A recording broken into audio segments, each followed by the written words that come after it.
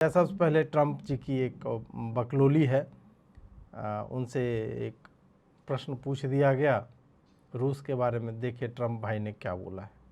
India says that the US imports Russian uranium, chemicals, fertilizers, while criticizing their energy imports. Your response to that, sir? I don't know anything about it. I'd have to check, but we'll get back to you on that. Yeah, please. Trump को सीधे स्पष्ट तौर से पूछा गया कि आप रूस का बहाना लेके इंडिया पे मार रहे हो, और इंडिया के मिनिस्ट्री ऑफ एक्सटर्नल अफेयर्स ने आपको बताया है कि आप जो है अपने न्यूक्लियर रिएक्टर्स के लिए और फर्टिलाइज़र जो है, केमिकल जो है, वहाँ से रूस से आप ले रहे हो। तो इस पर क्या कहना है? ट्रंप बोलता है कि मुझे कोई आइडिया नहीं है, मुझे देखना पड़ेगा। आप बताइए कि देश के राष्ट्रपति को और उस राष्ट्रपति को जो टैरिफ टैरिफ टैरिफ, तेरी माँ की टैरिफ, तेरे बाप का टैरिफ, ये भी टैरिफ वो भी टैरिफ, मतलब वो टैरिफ ही आदमी जी रहा है, वही सो रहा है, वही जग रहा है, टैरिफ टैरिफ टैरिफ टैरिफ। और उससे रूस को लेके कन्फ्रंट किया गया, क्या क्या लेते, तो तुम्हें पता नहीं कि रूस से क्या ले रहे हो, मित्र राष्ट्रों से क्या लिया जाता है इसमें। तो उसमें भी क्रिटिकल एसेट जो है तुम्हारा न्यूक्लियर रिएक्टर, उसके लिए सामान कहाँ से आ रहा है तो उसका पता नहीं है तुमको कि वो रूस से आ रहा है। और अगर पता नहीं है इसका मतलब तुम्हें कुछ भी नहीं पता है। कोई इतना ऑब्लिवियस कैसे हो सकता है इन सब चीज़ों के, वैसे समय में जब वो दूसरे देशों के ऊपर इस तरह के आक्षेप करता है या आरोप लगाता है कि तुम जो है रूस का सामान खरीद रहे हो, तुम जो है वॉर मशीन को फंड कर रहे हो। यूक्रेन वाले ने भी संभवतः बोला अभी कि भारतीय कंपनियों के पार्ट्स मिले हैं जो जिस ड्रोन से हमारे ऊपर हमला हो रहा है। अब उस ड्रोन में तो टेक्सास इंस्ट्रूमेंट के भी पार्ट हैं, अमेरिकी कई कंपनियां हैं जो ड्रोन के पार्ट्स बना रही हैं। वो तो ट्रंप को इनफैक्ट अपने सारे स्टेट्स पे भी 100, 200, 300, 400% टाइप का टैरिफ मारना चाहिए, अगर वो सही में टैरिफ खोल के कहीं कुछ करना चाह रहा है तो। खैर हाँ, ये बढ़िया लिखा है नवीन भाई ने कि हफ्ता लेने वाले गुंडा हैं ये। नहीं तो हफ्ता देंगे नहीं ना लोग, कब तक ये बकलोली। मतलब देखिए इसमें से नवीन जी कि याद कीजिए आप, हाइड्रोक्सी क्लोरोक्विन HCQ करके एक दवाई जो है वो भारत में बनती थी। कोविड के टाइम में क्राइसिस हुआ, कोविड में इनिशियली बोला गया कि HCQ जो है काम कर रहा है प्रिवेंट करने में, और भारत सबसे बड़ा एक्सपोर्टर है। अमेरिका का पता नहीं 40% या कितना है HCQ जो है भारत ही देता था। भारत ने अपने नीड्स को मीट करने के लिए एक्सपोर्ट बंद कर दिया HCQ का, कि हम किसी दूसरे देश को देने की स्थिति में नहीं, हमारे यहाँ खुद कंजम्पशन जो है बढ़ रहा है। ऐसे में ट्रंप की फटी पड़ी थी, और उस वक्त माय फ्रेंड मोदी वही काम आया, उसको पर्सनली फ़ोन करके कि प्लीज़ इसमें रिलैक्सेशन दो, और मानवता के नाम पे 50 तरह की बातें जो भी है वो करके जान बचाने के लिए HCQ जो है वहाँ पे मंगवाया था। तो ये कहानी मैं इसलिए कह रहा हूँ क्योंकि अमेरिका में जो जेनरिक मेडिसिन होती है, जो ब्रांडेड से बहुत कम कॉस्ट पे मिलती है, उसका बहुत बड़ा मार्केट जो है वो इंडिया केटर करता है। और यदि इन लोगों ने, अभी कुछ दिन पहले बोल रहा था हम 250% टैरिफ मार देंगे, सब हम दिखाएंगे आपको। यदि ये लोग फार्मास्यूटिकल्स को यदि छूते भी हैं, क्योंकि देखिए आप कुछ चीज़ों पे मतलब धमकी वमकी आर्म ट्विस्टिंग कर सकते हो, क्योंकि हो सकता है आपके देश में वो कैपेसिटी हो उसको बनाने की। फार्मा का जो है, एक तो उनके यहाँ लॉबी है बड़ी कंपनियों की जो ब्रांडेड मेडिसिन बनाते हैं, अधिक दाम पे बेचते हैं, तो उधर का तो वहाँ पे ठीक है। जेनरिक मेडिसिन जो गरीब लोगों को, या अमेरिका में गरीब या जो भी लोअर क्लास मिडिल क्लास इस टाइप का जो उस तरह से अफोर्ड नहीं करते, मेडिकल केयर आपको पता है अमेरिका में कितना महंगा है। ऐसे में यदि ये लोग उसका दाम बढ़ाते हैं, तो ऐसा नहीं है कि भारत को कंपटीशन देने के लिए कोई दूसरा राष्ट्र वहाँ पे खड़ा है कि नहीं नहीं चीन वाला बोलेगा अच्छा भारत नहीं बना रहा है हम बना दें, नहीं, भारत ही बना रहा है। और भारत का फार्मा प्रोडक्ट्स का दूसरा सब्स्टिट्यूट नहीं है। या तो तुम्हारे यहाँ जो जेनरिक मेडिसिन ले रहे हैं उनको अब ब्रांडेड लेना पड़ेगा, जो मल्टीपल टाइम कॉस्ट जो है उसका बढ़ जाएगा। या फिर तुम अपने यहाँ फैक्ट्रीज बना लो जो ये सारी मेडिसिन जो है वहाँ पे बनाने लगे। वो बनाने में वो रातों रात बनता नहीं है, उसमें समय लगेगा, 3 महीना 6 महीना जब भी लगेगा। इतना समय यदि इंडिया को लग गया कि भाई ये इस तरह से हो रहा है तो इंडिया दूसरे मार्केट्स जो है खोज सकता है। बट सडनली ये टैरिफ लगा करके, चाहे फार्मा हो या इस तरह के कुछ सेक्टर्स ऐसे हैं जिसमें ये लोग सडनली कुछ भी नहीं करने की स्थिति में, यदि करेंगे तो उनके ही लोगों को पे करना पड़ेगा और भारतीय कंपनियों का कोई दूसरा विकल्प नहीं है। तो ऐसा नहीं है कि उनको जो है कोई हार्म होगा। और ये क्रिटिकल चीज़ें हैं, तुम आम सेब नहीं खाओगे भारत का चलेगा, परंतु दवाई तो लाइफ सेविंग है, उसका क्या करोगे, ये इनको सोचना चाहिए। तो आज जो हुआ न्यूज़ भी देख लेते हैं कि ट्रंप ने बोला, और न्यूज़ थोड़ा पढ़िएगा ये डिटेल क्योंकि आवश्यक है पढ़ना। यहाँ पे इन्होंने बताया कि हम 25% जो है एडिशनल रेट ऑफ ड्यूटी जो है लगा रहे हैं। ठीक है, 25 था, 50 हो गया। अब यहाँ पे आगे लिखते हैं कि ये रेट जो है इफेक्टिव कब से होगा, जो यहाँ पे कंजम्पशन के लिए या वेयर हाउस से कंजम्पशन के लिए निकल रहा है, वो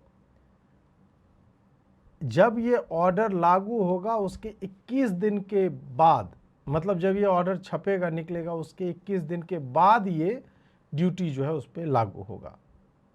और फिर जो अभी ट्रांजिट में है और ये सब में उसको एग्जम्प्ट किया गया है, ये सारा कुछ किया गया। तो ये 21 दिन का गैप क्यों दे रहा है ट्रंप?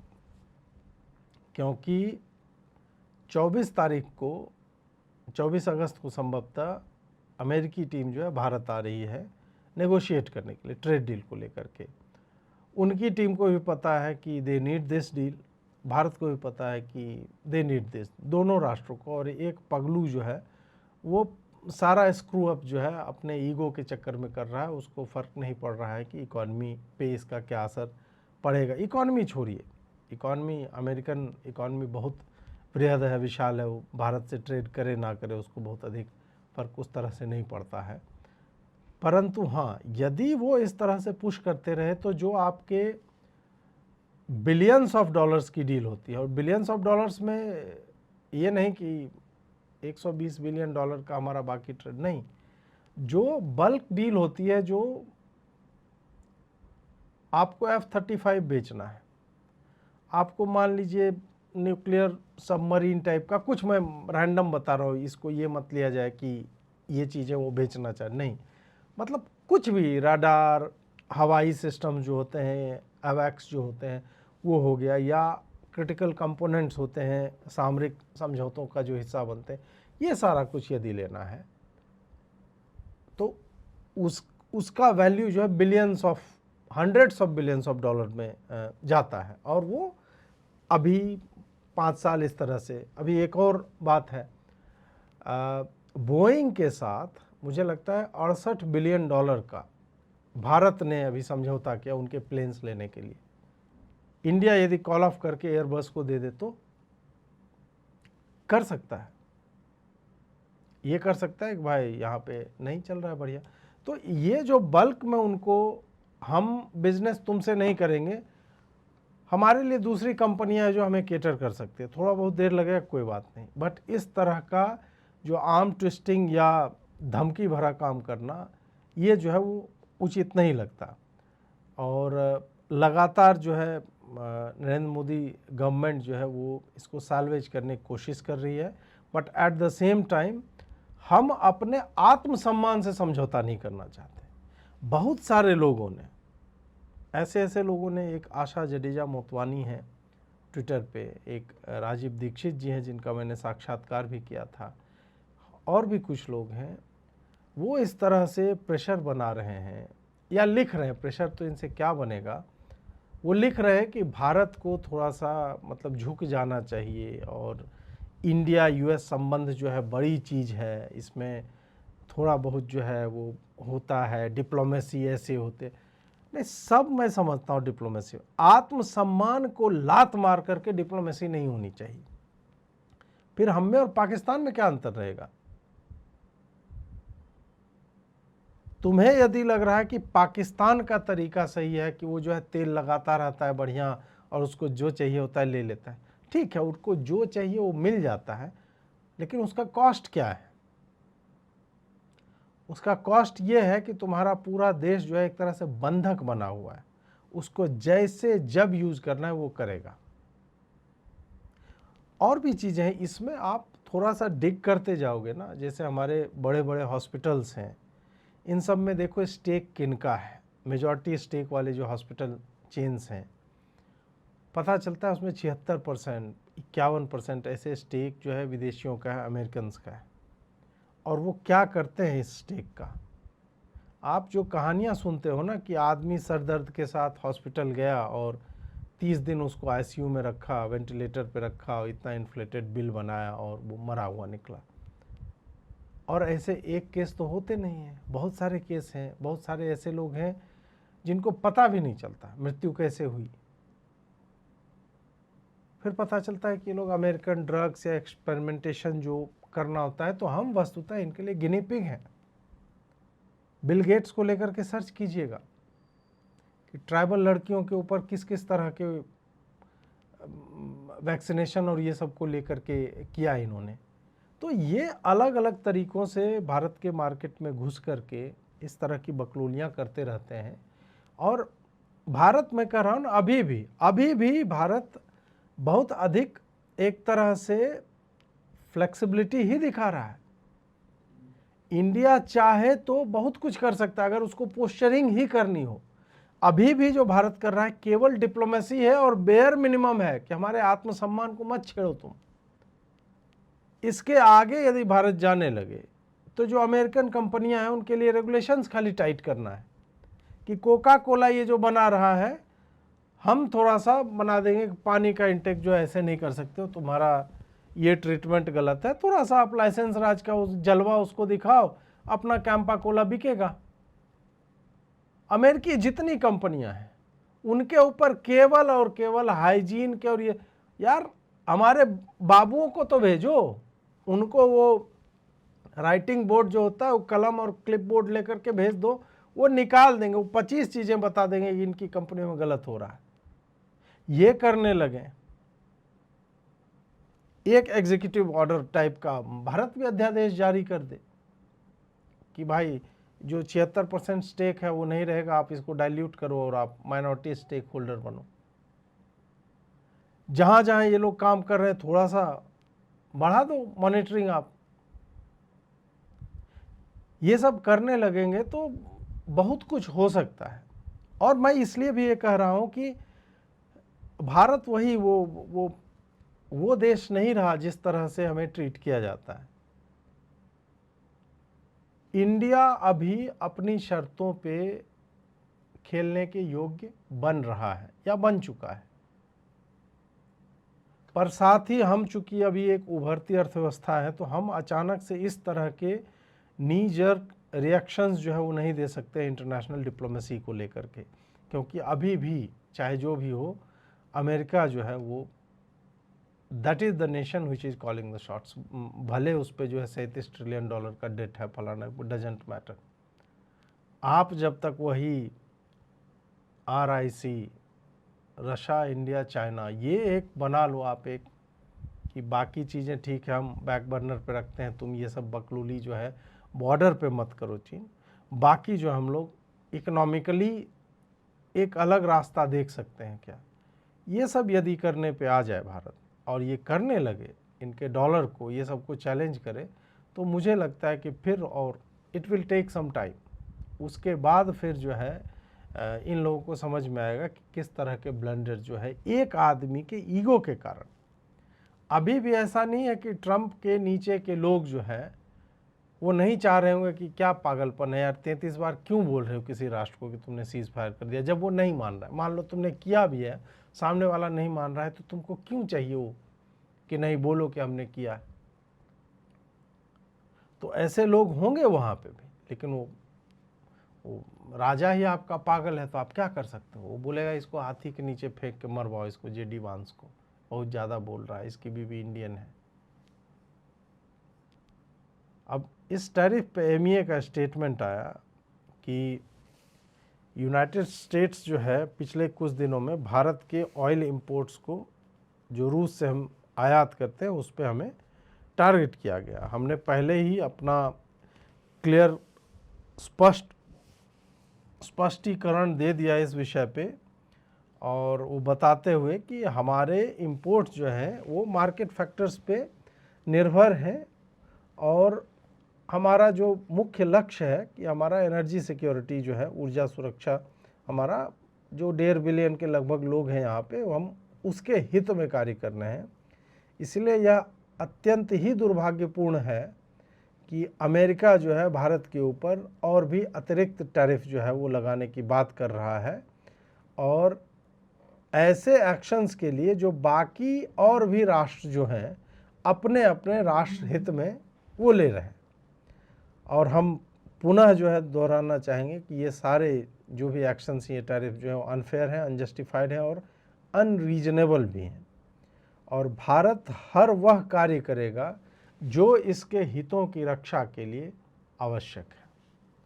तो यहाँ पे भारत ने नपातुला टाइप का ही दिया है, बिना काम का ये नहीं, बट हाँ दोगलई जो है उसको कॉल आउट किया है कि भाई ये बकलोली जो है ये नहीं चलेगी, ये बहुत ज़्यादा जो है तुम करते जा रहे हो, तुम खुद खरीद रहे हो रूस से और दूसरों को बोल रहे हो वार मशीन को ये कर रहे हैं, वो नहीं चलेगा। ये अच्छा था।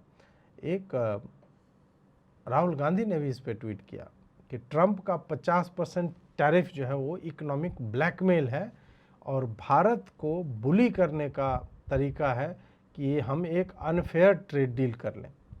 पहला लाइन देखिए, लग रहा है कि राहुल गांधी जो इतने दिनों से मोदी को कमज़ोर, डरपोक और ये तो झुक के ले लेगा, देख लेना, कर लेगा डील, ये सब नहीं हुआ और बहुत गाली पड़ रही है इसको, तब जाकर के इसने इस तरह से लिखा है।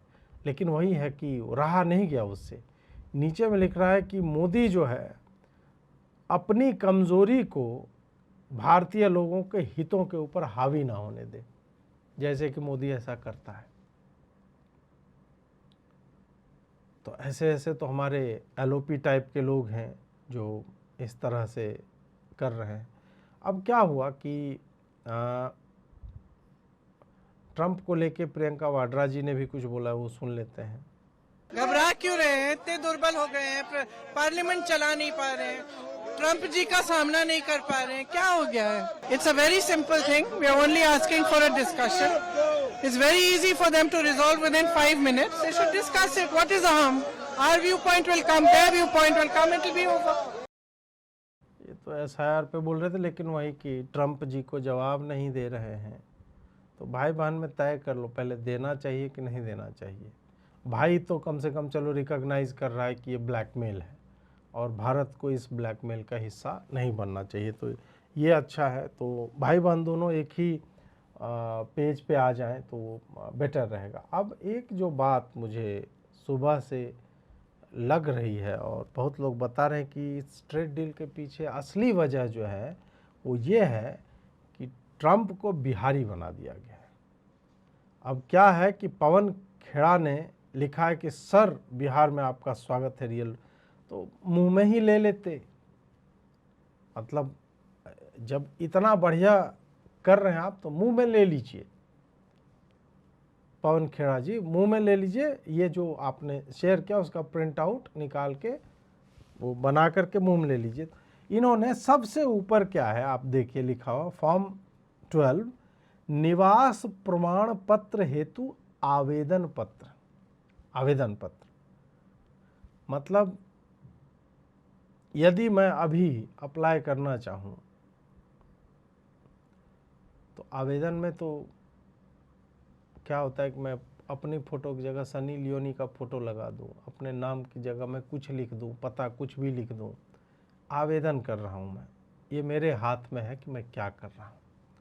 अब इसको लेकर के ये तो पवन खेड़ा का तो मैंने ऐसे ही बता दिया कि भाई इनको आदत भी है, घंटी बजवा लेते हैं अपनी इस तरह से, तो है अपना सर वर बोल के, और सर पे पन था वो मैं समझता हूँ, एसआईआर वो बोलना चाह रहे थे लेकिन सर भी हो गया। तो जब आप सहलाते हो, मतलब इस तरह के आवेदन पत्रों को मुंह में लेते हो फोल्ड करके, गोलाकार बना करके, तो हो जाता है इस तरह से पंज जो है वो निकलते हैं। तो इनका कहना था कि स्वागत है, उसमें लिखा हुआ है नाम जो है डोनाल्ड जॉन ट्रंप है, पुरुष हैं, और फ्रेडरिक क्राइस्ट ट्रंप इनके बाप हैं, माता का नाम मैरी है फलाना, और राज्य बिहार है इनका, ज़िला समस्तीपुर है, पटोरी गांव के अनुमंडल से आते हैं, मोहिद्दीन नगर से हैं। ठीक है, अब ये जब बकलोली हो गई, इसको लेकर के पूरा चल रहा था कि अरे देखो डोनाल्ड ट्रंप का आवेदन पत्र है, आवेदन पत्र। फिर उसके बाद आया स्पष्टीकरण आया, इसकी आवश्यकता नहीं थी। सहज प्रखंड कार्यालय जो है मोहिद्दीन नगर के आ गया कि भाई ये आवेदन पत्र हमें प्राप्त हुआ, परंतु जांच के क्रम में यह ज्ञात हुआ कि ये फोटो, आधार संख्या, बारकोड, पता में छेड़छाड़ की गई है और इसको हमने निरस्त कर दिया है। अब आगे जो लिखा है इन्होंने कि ऐसा प्रतीत होता है कि वर्तमान में निर्वाचन आयोग के निर्देश पर चल रही विशेष गहन पुनरीक्षण कार्यक्रम को नकारात्मक रूप से प्रभावित करने का कुत्सित प्रयास किया जा रहा है। मामले की गंभीरता को देखते हुए अज्ञात के विरुद्ध साइबर थाना समस्तीपुर में प्राथमिकी दर्ज करने और अग्रेतर अनुसंधान हेतु अनुशंसा पत्र प्रेषित किया गया। तो जिन्होंने भी ये स्मार्टनेस दिखाए, पता चलेगा वो राजद सदस्य है। अब देख लीजिएगा, ऐसे लोग राजद या कांग्रेस के, राजद के निकलने का अधिक जो है चांस है। हाँ, तो ये बकलोली जो है वो थोड़ी सी चल रही थी। खैर ये तो हादसे की बात है। अब ट्रंप ने ब्राज़ील पे भी कुछ बोला है। ट्रंप ने कहा कि ब्राज़ील का लूला जो है वो कभी भी मुझे फ़ोन कर सकता है और टैरिफ डिस्कस कर लेगा, और बाकी जो है फ्रिक्शंस जो भी चल रहे हैं, he can talk any time he wants. और उसने बोला कि मैं ब्राज़ीलियन लोगों का बहुत बड़ा प्रेमी हूँ और पीपल रनिंग ब्राज़ील जो है उन्होंने बुरा काम किया है, वो किया है। अब इस पे लूला का एक रिप्लाई आया है। Vocês pensam, eu não vou ligar para o tampa comercial não, porque não quer falar. Mas pode ficar certo, Marina. Eu vou ligar para o Trump para convidá-lo para vir para a COP, porque eu quero saber o que ele pensa da questão climática. Vou ter a gentileza de ligar. Vou ligar para ele, vou ligar para o Xi Jinping, vou ligar para o primeiro-ministro Modi, vou ligar. Só não vou ligar para o Putin, porque o Putin não está podendo viajar. Mas vou ligar para muitos presidentes. Eu quero ver. स्पष्ट रूप से कह दिया कि मुझे कोई negotiate नहीं करना है। ट्रंप को लगता है मैं फ़ोन करूंगा, वो है कि हम नहीं करने वाले। मुझे जो बात करनी होगी, जिससे बात करनी होगी, मैं जिनपिंग से बात कर लूँगा, मैं पुतिन से बात कर लूँगा, मैं मोदी से बात कर लूँगा, अन्य लोगों से बात कर लूँगा, इससे नहीं करूँगा। ठीक है, उसके बाद ये एक है कि हमारी सॉवरेंटी है, उस पर आक्रमण किया जा रहा है, हमारी संप्रभुता पे। लूला ने कहा कि WTO एक्शन जो है उसके ऊपर होगा, और 50% टैरिफ जो है ब्राज़ील के भी ऊपर लगाया। तो उन्होंने कहा कि हम सारे अप्रोप्रिएट मेजर्स लेंगे ताकि US को समझ में आए कि वो जो कर रहा है वो गलत है। अब ये देखिए चीन को किस तरह से ट्रंप जो है, जैसे कि अप टू 40% ऑफ ये साउथ एशिया में किया है, और इसके कारण क्या हुआ कि अपना ही इसका जो सबसे बड़ा कंपटीटर है ट्रेड में और इन्फ्लुएंस में, उसको और भी अट्रैक्टिव मैन्युफैक्चरिंग हब जो है वो बना दिया। चाइना के ही कारण तो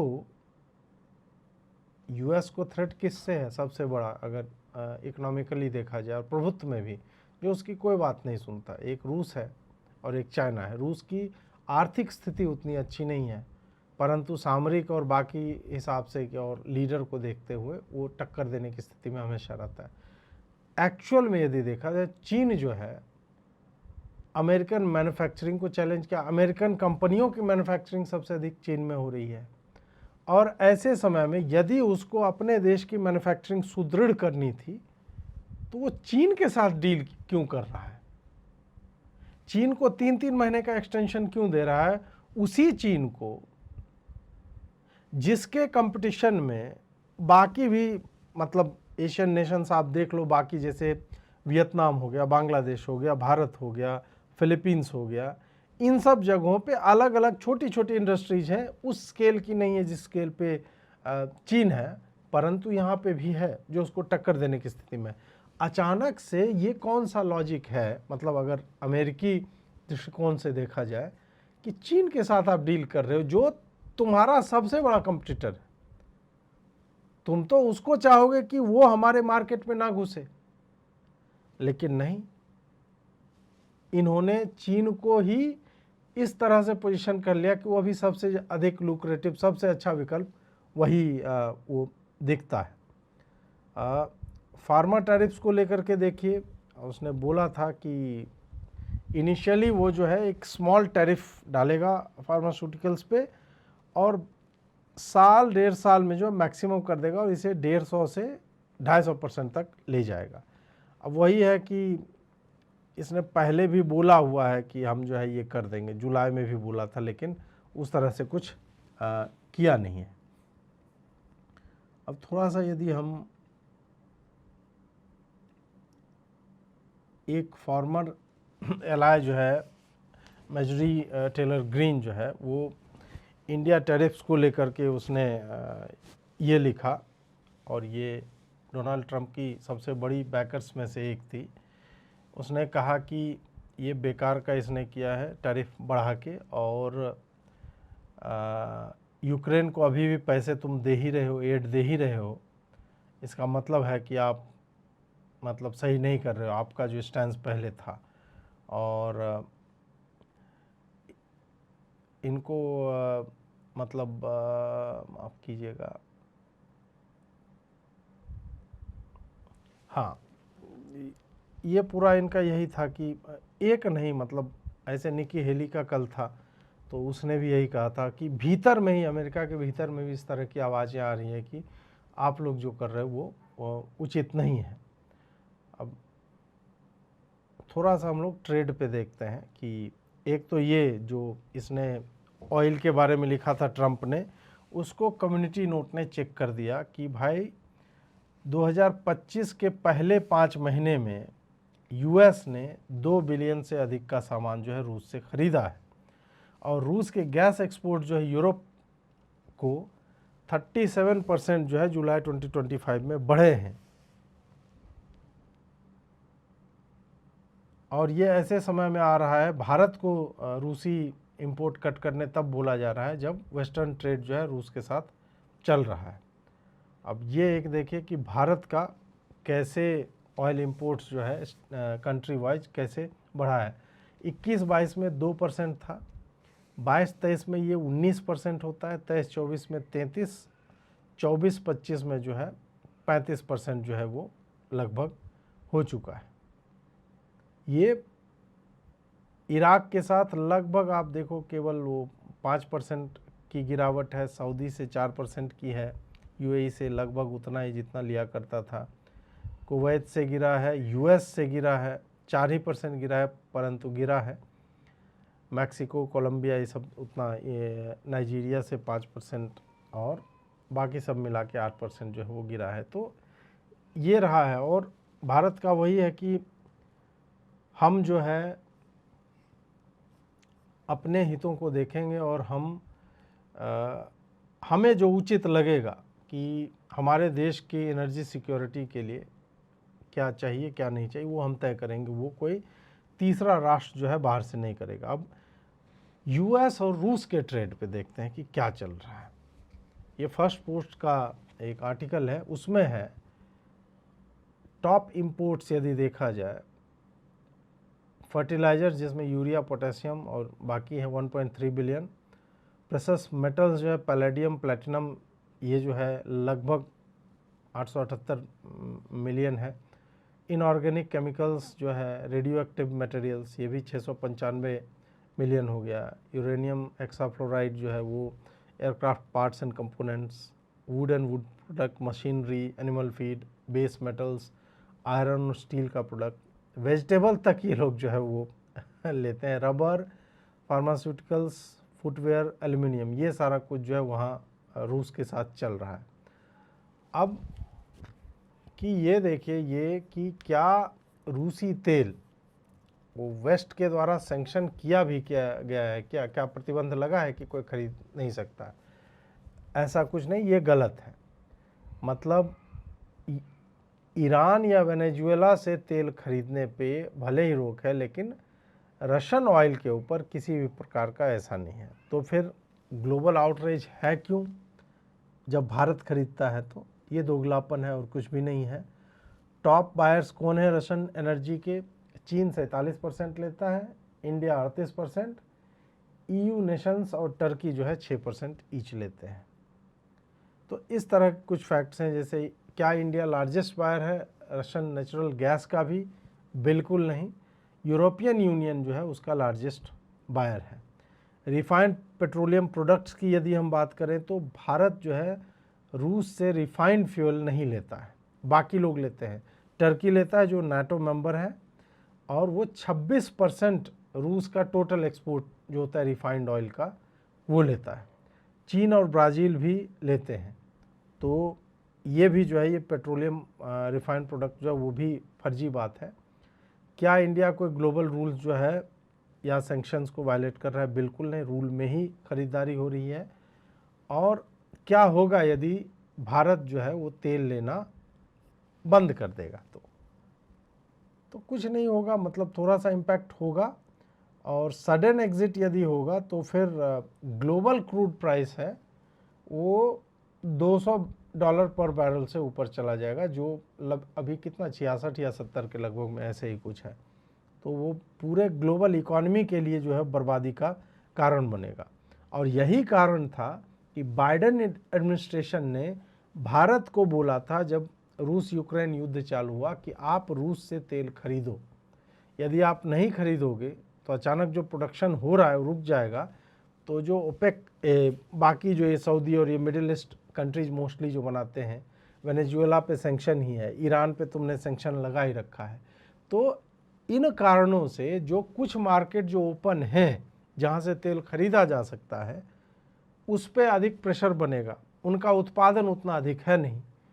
तो जब डिमांड अधिक होगा, सप्लाई कम होगा, तो प्राइस ज़्यादा जाएगा, कौन कितने में खरीद सकता है। इस कारण से बाइडेन ने बोला उस समय भारत को कि आप जो है रूस से तेल लो ताकि ग्लोबल स्टेबिलिटी बनी रहे, और वो ठीक भी था। अब जो है अचानक से ऐसा नहीं है कि ट्रंप चाह रहा है कि भारत तेल लेना बंद कर दे, नहीं, ट्रंप वो नहीं चाह रहा है। ट्रंप को अभी बोल दे मोदी कि नहीं हाँ भाई ट्रंप तुमने सीज फायर करवाया तो 10% टैरिफ कर देगा। तो बात केवल ईगो की है, लॉजिक वॉजिक कुछ नहीं है इसमें। अब है कि क्या भारत पूरी तरह से केवल और केवल अपनी ही बेनिफिट देख रहा है? तो वो भी नहीं है, क्योंकि अंततः जो है यदि भारत नहीं खरीदेगा तो फिर जो अभी मैं बोल रहा था कि ग्लोबल इकोनॉमी पे इसका प्रभाव, और तेल जो है वो आप कह सकते हो कि हर चीज़ का, इन्फ्लेशन का एक तरह से बेसिस है। हर चीज़ के मूवमेंट के लिए, पावर के लिए, परिवहन, तमाम तरह के सेक्टर्स में ऑयल जो होता है या पेट्रोलियम जो है वो बेसिक स्टफ है। उसका दाम जैसे ही बढ़ेगा तो आपकी डीजल जनरेटर वाली एयर कंडीशनिंग, आपके थर्मल पावर स्टेशंस, बहुत सारी चीज़ें जो अचानक से उन सब का प्राइस बढ़ेगा, जो अंततः एक कंज्यूमर के पॉकेट पे पड़ता है, और वो डबल ट्रिपल टाइप का दाम हो जाएगा, जो कि कोई भी नहीं चाहेगा।